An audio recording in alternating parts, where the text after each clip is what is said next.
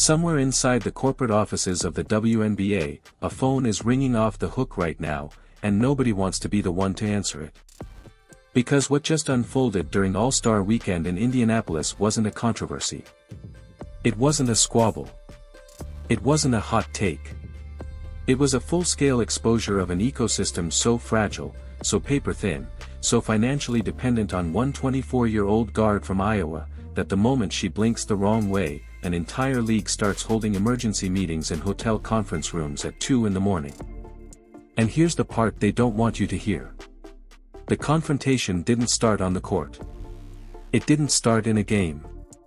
It started in a hallway. It started with 4 words that sent a chill down the spine of every marketing executive holding a broadcast contract. We need to talk. Say those 4 words to the wrong player, in the wrong context, at the wrong time, and you don't just start a feud. You detonate a fault line that has been shifting under this league for 2 straight years. Why you need to stay until the end. Before we go any deeper into this, I need you to do one thing for me. If you have been feeling like the coverage you've been getting from mainstream outlets doesn't add up, if you have been sensing that there is a version of this story nobody is telling you, hit that subscribe button right now and turn on notifications, because everything I'm about to lay out in the next 20 minutes connects. It connects to the Chelsea Gray situation. It connects to the Hilton firing. It connects to the Napheesa Collier bombshell from last September. It connects to Cathy Engelbert.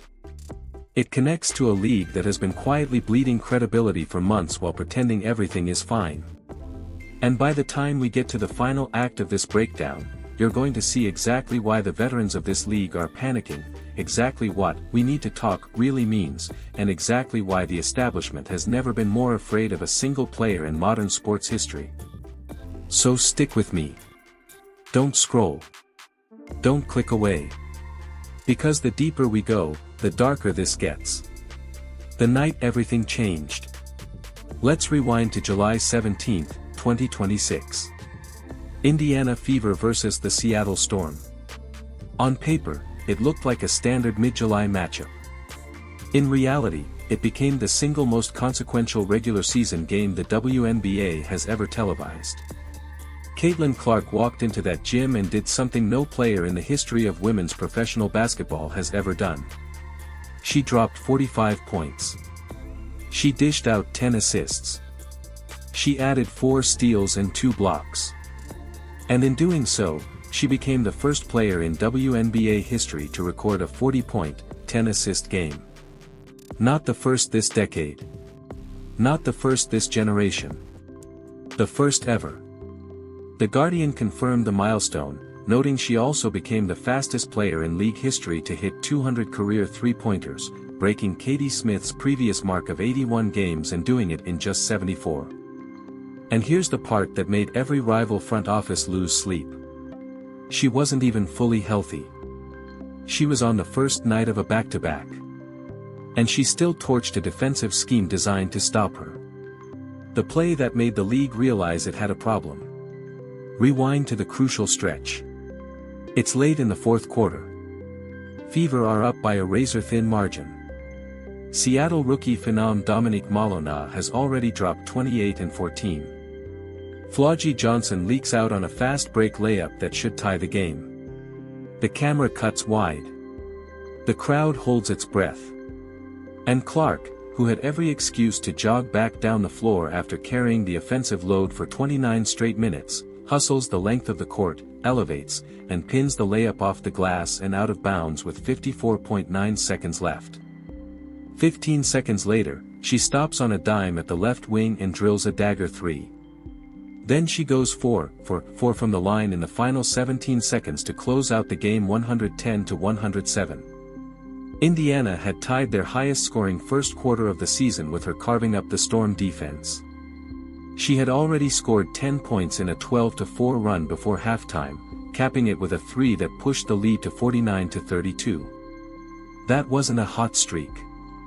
That was a total dismantling. And when the final buzzer sounded, every player in the visiting locker room, every coach on every rival bench, and every executive with a laptop open in a corporate suite understood the same terrifying reality. The player they've been trying to quietly manage for 2 years cannot be managed anymore.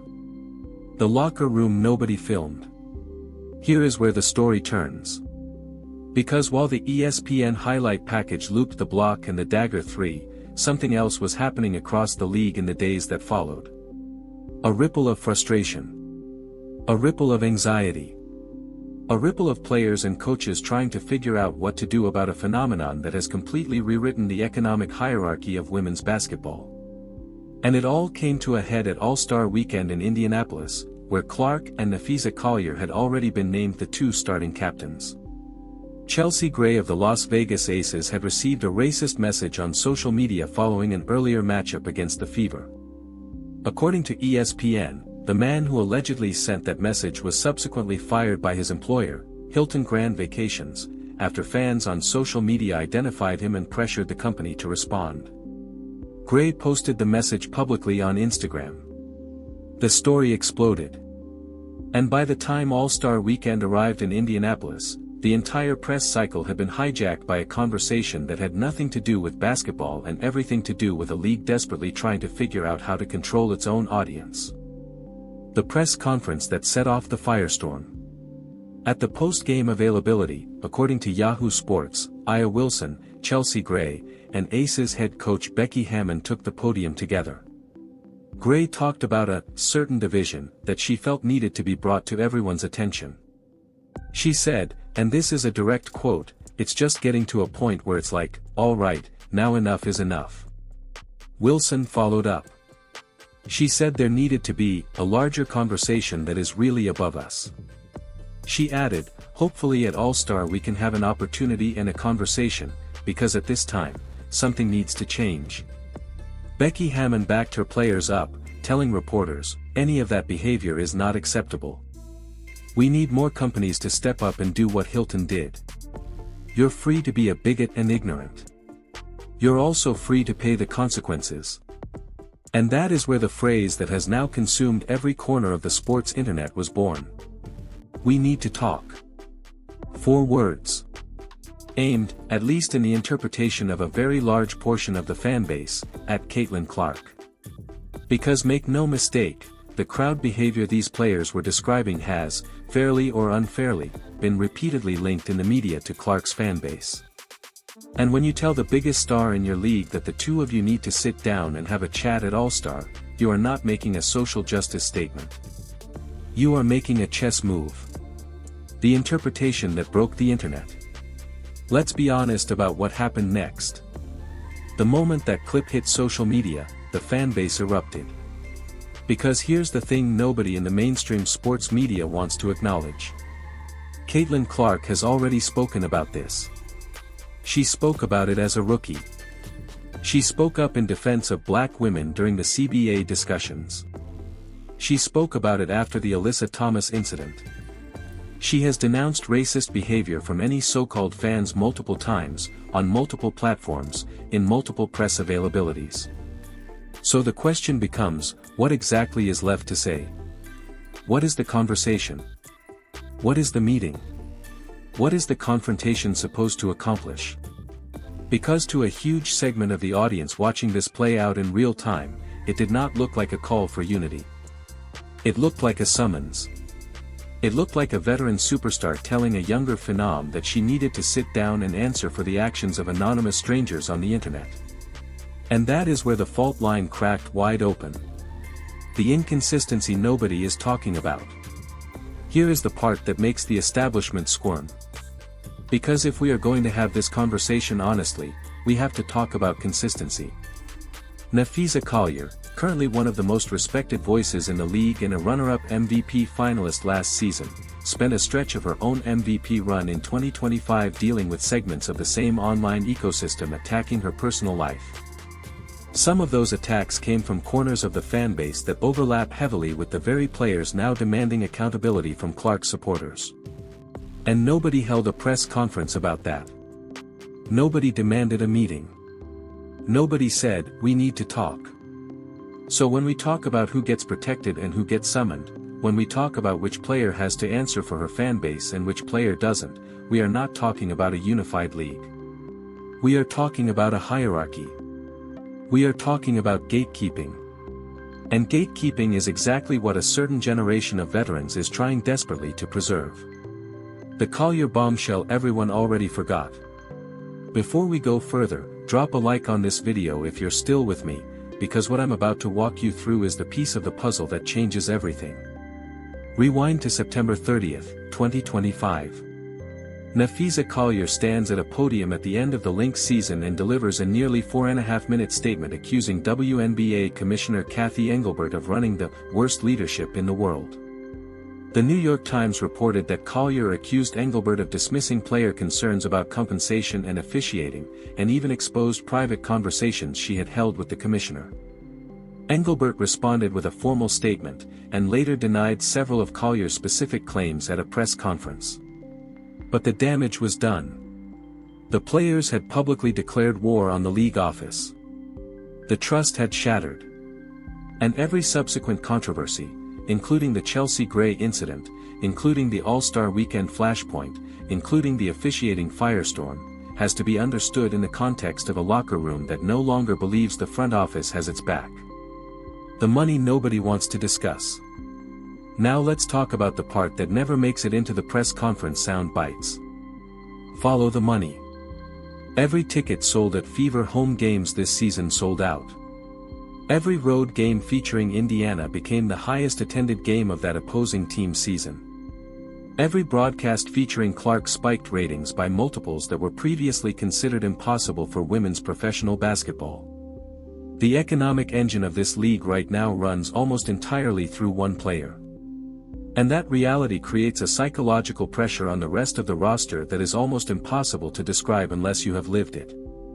Because when a rookie walks in and instantly becomes the single most valuable commercial asset your entire league has ever produced, the veterans who spent a decade grinding in half-empty arenas are not going to feel gratitude. They are going to feel resentment. It is human. It is understandable. But it is also incredibly dangerous. Because resentment leads to overcorrection. Overcorrection leads to hard fouls, harder rhetoric, and the kind of press conference moments that turn into public relations wildfires. The referees, the flagrants, and the pattern nobody will name. If you have been watching Fever games this season, you have seen the pattern. Hard hits. Contact to the head. Flagrant calls that get reviewed and downgraded. Physical play that would draw an immediate ejection in a finals game somehow going unwhistled in a July regular season contest. And every time this happens, the officiating conversation gets buried under 3 days of think pieces about rookie initiation and the physical nature of the league. At some point, though, the excuses run out. Because there are only so many times you can watch the same player absorb the same kind of contact before you start to ask a very uncomfortable question. Is the league office protecting her? Or is it managing her? Because those are two very different things. The hallway rumor mill. Now, let's address the hallway confrontation narrative that has been ricocheting across social media. Multiple aggregator accounts and reaction channels have been pushing a version of the story where Wilson physically cornered Clark in a tunnel after a game and had to be pulled away by security. Let me be clear about something. That specific hallway ambush story has not been verified by any credible mainstream outlet. It is not in the Guardian's coverage. It is not in the ESPN game recap. It is not in the Yahoo Sports report. What is verified is the press conference. What is verified is the language. What is verified is the phrase, "We need to talk." Everything else is speculation being repackaged by content creators trying to inflame a moment that is already inflamed enough on its own. And I refuse to sell you fiction dressed up as fact. This story is dramatic enough with just the truth. The fan base question. Here is where the conversation gets genuinely uncomfortable. Because there is a very real question at the center of all of this, and both sides of the debate keep flinching away from it. Do the players have a responsibility to publicly disavow abusive behavior from their fans? And if so, what does disavowing actually look like? Is a tweet enough? Is a press conference enough? Is a season-long stretch of interviews condemning racism enough? Because if Caitlin Clark has done all of those things, and she has, then what more, specifically, is being asked of her? On the flip side, do the veterans have a responsibility to also address the segments of their own fan bases that have engaged in personal attacks on players like Napheesa Collier? Because if the answer is, yes, everyone is responsible for their fans, then the standard has to apply universally. It cannot be a one-way conversation. It cannot be a summons issued only in one direction. And that is precisely why so much of the audience watching this unfold in real time has felt like the "we need to talk" framing landed wrong. It didn't feel like a conversation. It felt like a lecture waiting to happen. The corporate panic. Meanwhile, in the offices of ESPN, ABC, Amazon, and every other broadcast partner writing checks to the WNBA, executives are staring at a very specific problem. Their entire viewership growth story runs through a player who is repeatedly being framed by segments of the league itself as the source of the league's cultural problems. That is a commercial nightmare. That is the kind of narrative disconnect that scares off sponsors, spooks advertisers, and forces networks to have very difficult conversations about renewal rates. Because you cannot spend 2 years marketing a player as the face of the sport and then spend a third year quietly implying that her fan base is the problem. The math does not work. The messaging does not work. The optics do not work. And the executives know it. That is why Hilton fired the employee within 48 hours. That is why every corporate partner is now walking on eggshells. And that is why the phrase, "we need to talk," has become such a dangerous forward grenade in the hands of a veteran star. The chessboard reset. So where does this leave us? It leaves us in the middle of a full-scale generational transition, dressed up as a cultural conversation, unfolding in real time on a stage the WNBA never expected to be standing on. The veterans want a conversation. The new star has already had that conversation, publicly, multiple times. The league office is bleeding credibility after the Collier bombshell. The sponsors are watching every syllable. The referees are being scrutinized frame by frame. The audience is bigger than it has ever been, and also more skeptical than it has ever been. And in the middle of it all, one player, who did not ask to be a lightning rod, who did not ask to be a cultural referendum, who did not ask to be the single financial engine of an entire league, keeps quietly doing the one thing nobody in the establishment can argue with. She keeps winning. She keeps scoring. She keeps rewriting the record book. And that, more than any hallway confrontation or press conference summons, is what the old guard cannot bear. I want to hear from you. Do you believe the "we need to talk" framing was fair, or does it feel like an unfair summons aimed at the wrong person?